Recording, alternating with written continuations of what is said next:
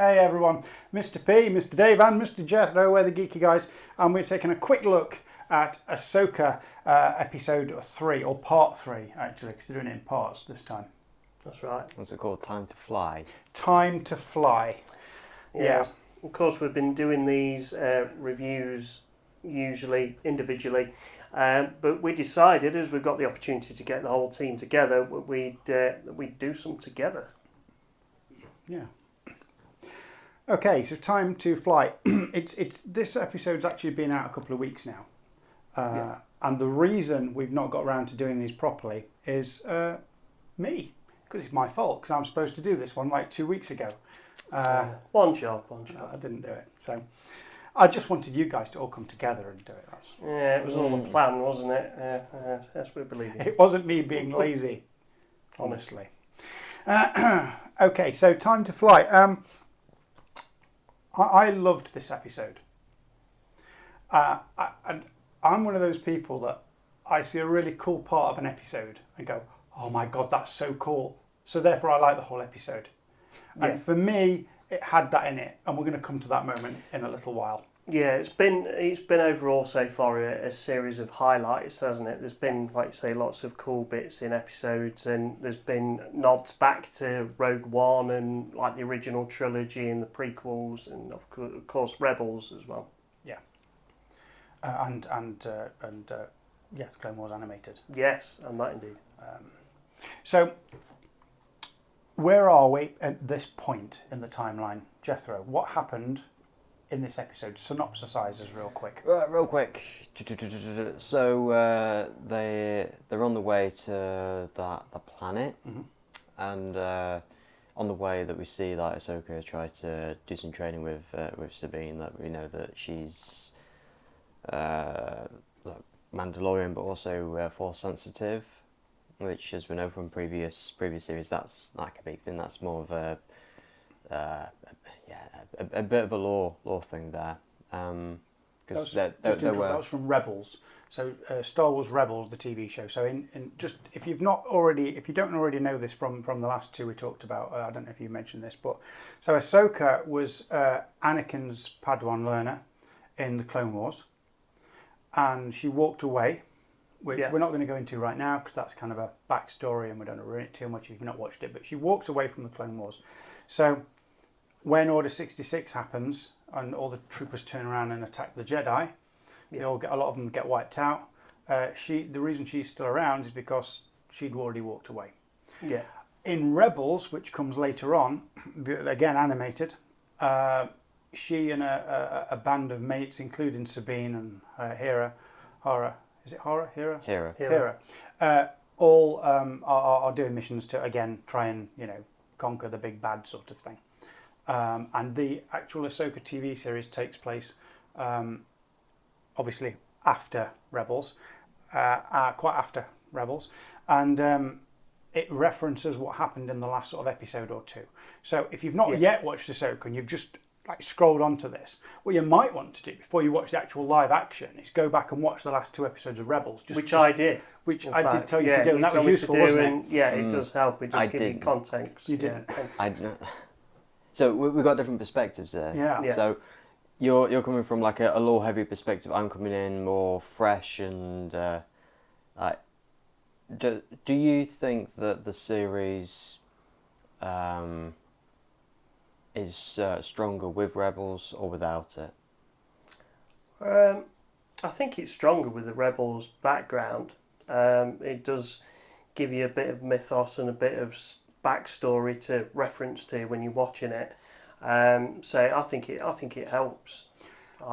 I agree, and I think it adds more weight to why they're doing some of the things they're doing with so much passion. So although we're talking quickly about episode 3, obviously we've had the next two come out as well, and in those episodes, which we'll get to in a different video, well, let's park that but basically, in terms of the series as a whole, you see why there's so much effort on their part to carry this mission through and see it to the end. Yeah, that's yeah, I think. And That's, it's kind of Dave Filoni's baby, this series as well, isn't it? It's he's been heavily involved in creating it and adapting it from, like you say, from Rebels and from some of the Clone Wars animated stuff onto a live action. He was also Ahsoka involved series. in. He was also Yeah, involved in those. Of course, yeah. So yeah, basically this whole episode is them trying to get to this planet, and also in the background you've got Hera trying to get the help. From the Republic. From the Republic to go, because they're kind of following down the leads for the remnants of the Empire, aren't they? And there's kind of rumours that it's still going off with what's her name, Morgan Elspeth, in the background. Is they kind of got a kind of worrying concern that she's still dealing with these remnants of the Empire and they're still planning stuff in the background and kind of licking their wounds and coming back to power. But also this involves them trying to, let's just call them bad guys. The bad guys here are trying to find Grand Admiral Thrawn. Grand Admiral Thrawn.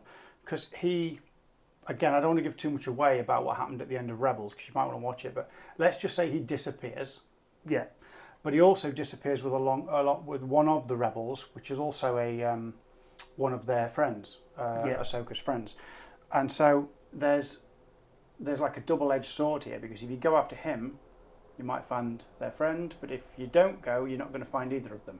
But is it worth it? And they talk about this in a future episode. Yeah. You know, you might have to let him go to stop Thrawn coming back. Yeah.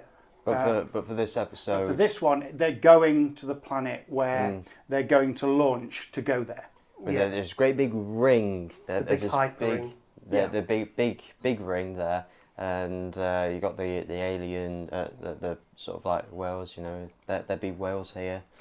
Yeah, did think that as soon as I saw that. But we see the bad guys there, and they have the map, and they got a they're using it to calculate a jump trajectory, and we end this episode with them crash landing on the planet. Yeah. More landing than crash landing, but I suppose. But yeah, they're going to come down on the planet. They have to land to hide, don't they? Yeah. Under the trees and kind of go off radar a little bit. You get a little bit of everything in this episode, because you get a little bit of training and sort of Jedi Master, Jedi Padawan. You get a little bit of a space battle. Yeah, as they it's quite approach an the epic planet. space battle, isn't it? And this is one of the moments that I said earlier. So Ahsoka dons a head mask so she can breathe, walks outside onto the outside of the ship, because they've obviously they're a little bit outgunned, outnumbered, and decides that she's going to use her lightsabers and stand on the ship and repel some of the fire from the other ships, and she even takes one of them out with a lightsaber outside on the edge of her ship. And I know what Jethro's going to say. You're going to say that's somewhat unrealistic. This is Star Wars we're talking about. But I thought that was amazing. I thought it was really well done. It's like it's sort of like, I better go out there and talk to him. It's the old Crocodile Dundee line, isn't it? I better go out and talk to him. Yeah. So why don't they have like lightsabers on the ship or like around it as a defense mechanism? If that's so effective, why don't more ships have that? That's a good idea. They could have that, couldn't they, to repel some of the fire? You know, me and Dave in previous years have made suggestions, and then it's come to pass later on. So you never know, in a future episode or a film, they might have applied lightsaber technology. Mark the time and date. As ship weapons. That's ship weapons. Yeah. Well, originally, stormtroopers were going to have lightsabers. That's what the little like cylinder thing at the back of the belts were. Is that right? I don't know that actually. Oh, is that right? I never knew that. Originally, for the original Star Wars, yeah. Might be a did you know that we didn't know? Yeah.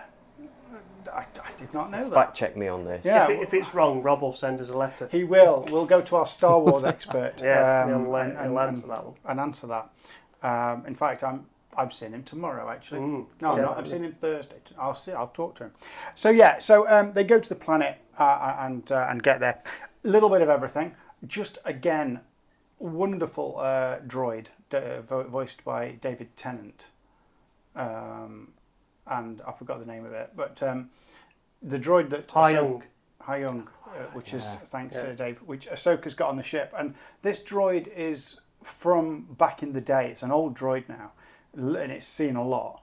And it's very crotchety. He's seen a lot, experienced a lot, hasn't he? And he's from the day of the Jedi training Padwans, and he knows what he's doing and assists in that training process. And I think that's really fun to see him do that. Yeah, that's quite cool, isn't it?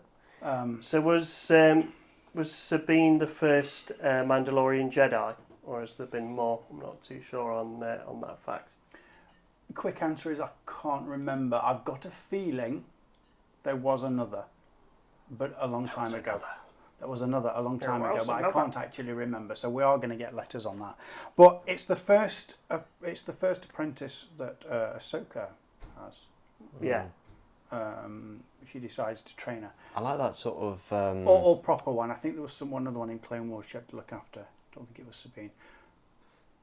I like the sort of like juxtaposition between Ahsoka and Sabine, like the Jedi having a Padawan and teaching her, and sort of like struggling with like controlling her emotions. Yeah. And with the main bad, the Sith, I can't remember his name, played by, they mentioned in the review that the actor who played him passed away before this first aired. It's Jay Stevenson. Okay. And and his Padawan, what was her name? What was her name? So Ray Stevenson. Yeah, Ray Stevenson. Is Baylan Skull. And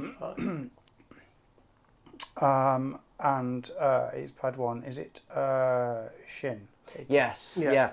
You see both these Padawans being like they're sort of like struggling. So you have that sort of juxtaposition, which I quite like, that sort of overconfidence, that sort of like you're seeing them learn, you're seeing them struggle, which is nice. Not to have like characters that are automatically always good at everything. Like we see that, and that's quite good to see. Yeah. I must admit, all the way through this series, I like the way that Rosario Dawson does Ahsoka in terms of her being comfortable with that character, and when she walks on the screen, or even when she takes out her lightsaber and activates it, it's not like, right, come on. It's that very relaxed sort of zoom, and she's calm, she's collected. You don't really see her make many mistakes because she's rushing or whatever. Yeah. She takes her time, and it's almost like a dance. Yeah. I remember reading that she said that the training for it was quite intense, and she put a lot of effort into that, in like the sword fighting, and like you said, the kind of dancing and movement side of it as well. I think that definitely comes across on screen.